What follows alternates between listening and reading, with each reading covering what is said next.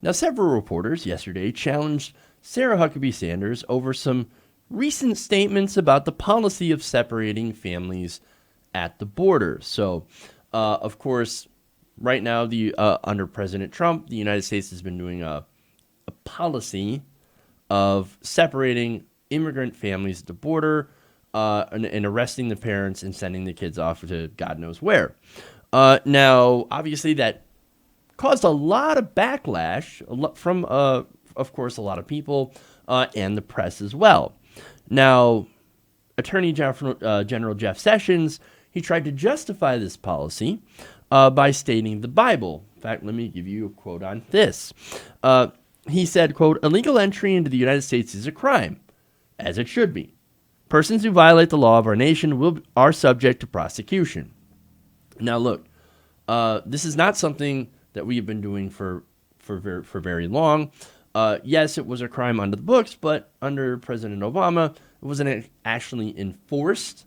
So we weren't really splitting up families the way that they've been doing now. Nonetheless, now we are, because Trump decided, well, we're going to go and enforce the law, right? And of course, he says, well, I will cite to you the Apostle Paul and its clear and wise command in Romans 13, to obey the laws of the government because God has ordained them for the purpose of order. So that is their justification. Now, that's funny. They say, oh, you have to follow the law. You have to follow the law. I would note that there are several cases of the Trump administration actually not following the law themselves. The Emoluments Clause, for example, it might be a good example of that. But there's more trying to pass an unconstitutional Muslim ban. That's another thing where it isn't exactly following the law. But anyway, Sanders, like I said, was asked about this at this press briefing. Here's what she said. The Attorney General earlier today said that somehow there's a justification for this in the Bible. Where does it say in the Bible that it's moral to take children away from their mothers? I'm not aware of the Attorney General's comments or what he would be referencing. I can say that it is very biblical to enforce the law. That is actually repeated a number of times throughout the Bible. However, this hold on, Jim, if you'll let me finish. Again, I'm not going to comment on the attorney's specific comments that I haven't seen. It's in the Bible to That's follow not the what law. I said, and I know it's hard for you to understand. Even short sentences, I guess, and please don't take my words out of context, but the separation of illegal alien families is the product of the same legal loopholes that Democrats refuse to close, and these laws are the same that have been on the books for over a decade, and the president is simply enforcing them. Policy to take children away from their parents. Can It's you a imagine moral the horror policy that to these children follow must and be going enforce the through law. when they come across the border, Jim. they're with their parents, and then suddenly they're pulled away from their parents? Why is the government doing this? Because it's the law, and that's what the law states. And the law. You guys don't have to do that. It's You're right, your it doesn't policy. have to be the law, and the president has actually called on Democrats in Congress to fix those loopholes. The Democrats have failed to come to the table, failed to help this president close these loopholes and fix this problem. We don't want this to be a problem. The president has tried to address it a number of occasions. We've laid out a proposal, and Democrats simply refuse to do their job and fix the problem. All right, so there's a lot to unpack there. Okay. For one, I guess we'll start at the top. Well, I wasn't aware of Sessions' statement. You're not aware of what the Attorney General of the United States has actually said? Oh, that's interesting. That's really funny. But then goes on to defend it by saying, well, it is biblical to enforce the law. It's actually repeated a number of times throughout the Bible. Well, so glad that the Bible is a founding document that is so relevant to our government today. Oh, it's not? Oh, that's right. Yeah, it's not, because we're not, we're not a theocracy. We're a representative republic. Just thought that you should know that. And look, I've got Bible quotes later, so don't think that I'm off that angle. But then there goes the cheap shot, right? To Jim Acosta. She said, I know it's hard for you to understand even short sentences. And don't take me out of context. Nobody's taking you out of context. They're saying, hey, is it moral? Because you're making a biblical case, and the Bible is supposed to be the moral document of separating families. Is there a moral case to separate families at the border? And she cannot answer that question because there is no good answer to that question. Yes, it is immoral to separate families. But this is a change, this is a policy change that was made by the Trump administration. And she's doing it in trying to say, well, look, it's more moral to obey the law. It doesn't matter what the law is. And in fact, the law's only there because the Democrats won't do it. No. You made the choice to enforce that and to turn what was a civilian infraction to a criminal infraction, right? You turned that into a crime in which you had to separate families at the border. That's what the Trump administration had done. They didn't have to, but they did. And finally, there's the hypocrisy of the Democrats, of saying that this is the Democrats' fault, right?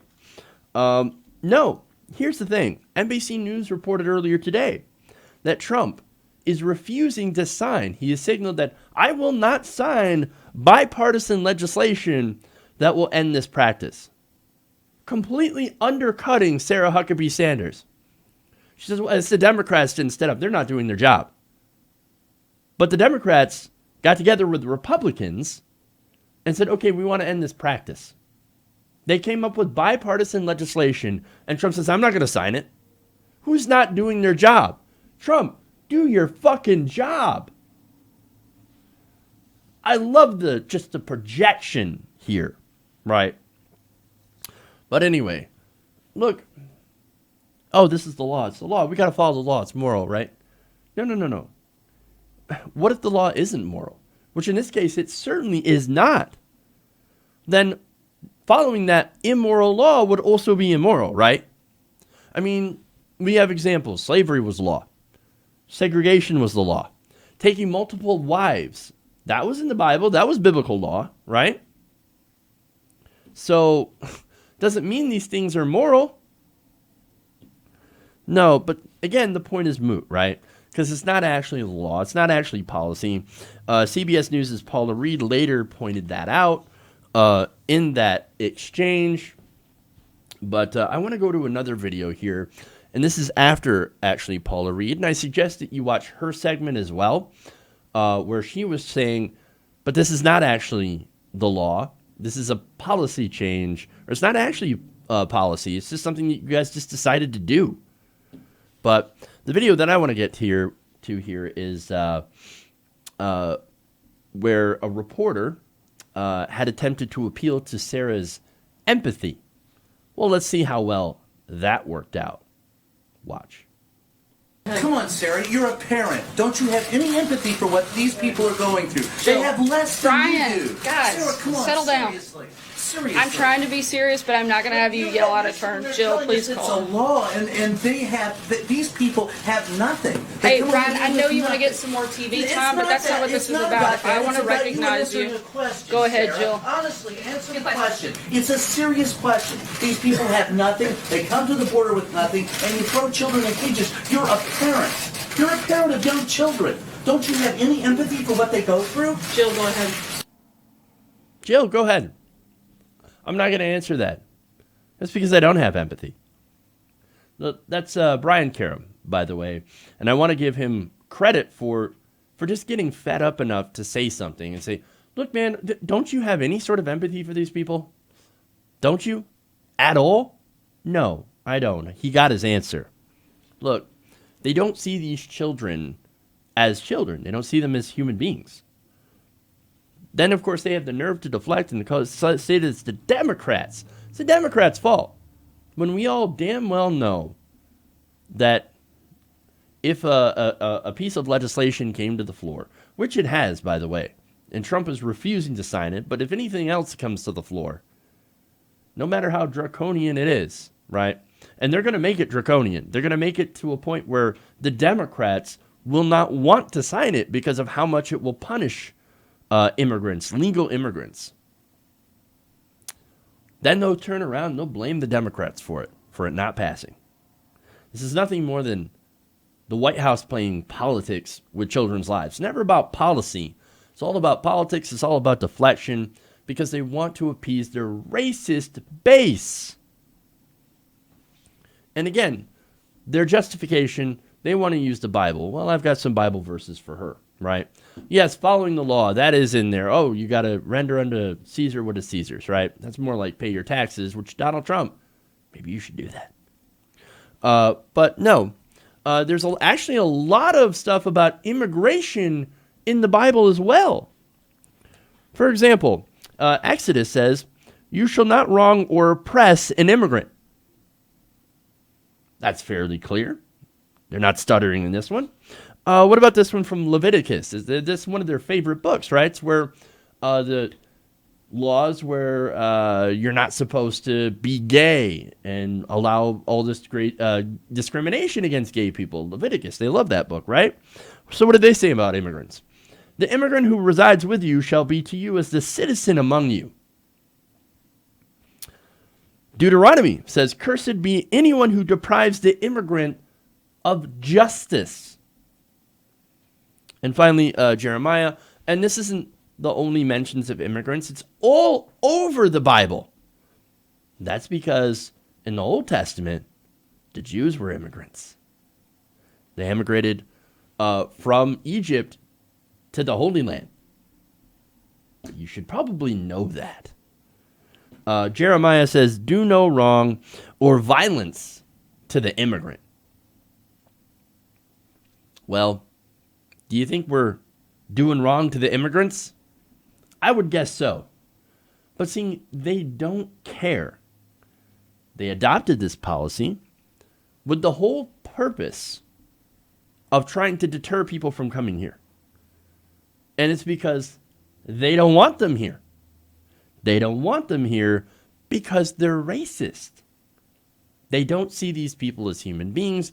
They see them as an invasion, as an enemy force. This is why they won't do anything for these children. That's why they break up their families. That's why they're putting all these anti-immigrant and not just undocumented immigrants. Trump said, we're going to go after the undocumented immigrants. We're going to go after the bad hombres. But story after story after story, they're going after people who haven't broken any laws or haven't broken any or haven't done any violence, non-violent people who are just here. ICE is deporting them anyway. And in some cases, as soon as they go back, they're killed by gang violence, the very thing that they came here to try to avoid. Now they're going after legal immigrants. Now they're going after naturalized citizens. They don't want them here. They don't want them here because they're racist. It's not controversial. It's fact. Hey everybody, thanks for watching this video. If you want to see more like this, please hit the subscribe button below. And if you want to support truly independent progressive media, please consider becoming a patron at patreon.com/TYTNation.